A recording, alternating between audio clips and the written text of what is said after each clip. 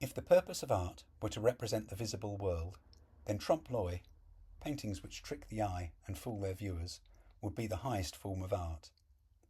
They are instead a curious little subgenre of still life. Nevertheless, they exert a fascination on their viewers that is difficult to resist. Lucy McKenzie's pinboards look so thoroughly mundane and so convincingly dull that you have to get up very close to them to see and admire their paintedness. The dullness is part of the trick. Letters from banks are not the sort of thing most people like to look at. They may sometimes be important, but they're not interesting. As such, we're not inclined to linger over them. We see it, recognise it, and pass on. And so with a painting like this, we pass on before we've realised that we're looking at a painting rather than a bank letter. Now, I don't know Lucy McKenzie's view of this, but she might well object that letters are not as dull as we think. If we looked at them more carefully, we might start to appreciate the qualities of the paper, the way it creases and tears. We might find something beautiful where before we had seen only usefulness. If this were the case, then the painting of the notice board would have enriched our perception and in some small way our lives. Another reason why trompe l'oeil paintings sometimes fool their viewers, even if only momentarily, is that they employ a different conception of space from landscapes, portraits, still lifes, and every other representational form. In a traditional painting, taking landscape as an example, the picture plane, that part of the picture that coincides with the physical surface of the canvas, is conceived as transparent like a window, and everything that we can see takes place in the space behind that plane. But in a trompe l'oeil, or at least the type of trompe l'oeil I'm interested in at the moment, that situation is reversed.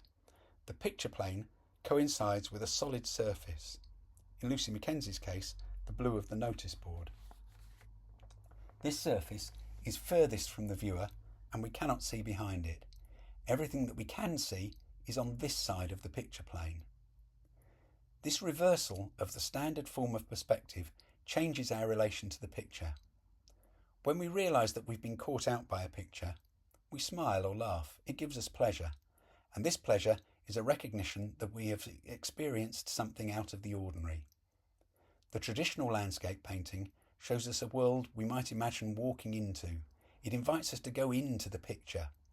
In a trompe l'oeil picture, by contrast, the world advances towards us. Space is reduced and depth refused. Proximity is the primary value in the world of the trompe l'oeil. Whatever you can see is close to hand. Inert material presses in upon the viewer.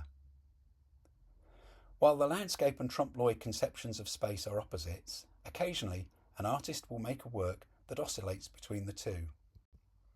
Hiroshi Sugimoto's large photograph, Olympic Rainforest, looks at first like landscape pure and simple.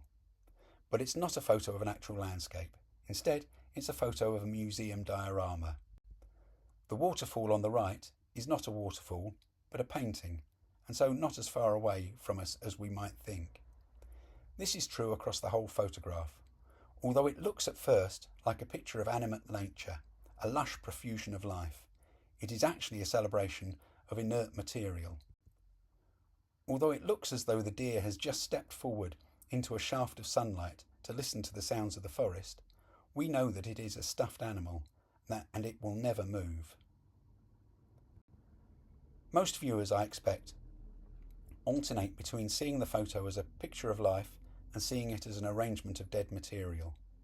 We could, of course, see all pictures that way, but mostly it doesn't occur to us until something in the picture makes trouble for our habitual response.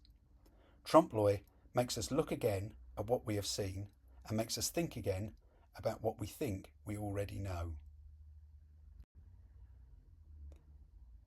If you found this video interesting, please like and subscribe.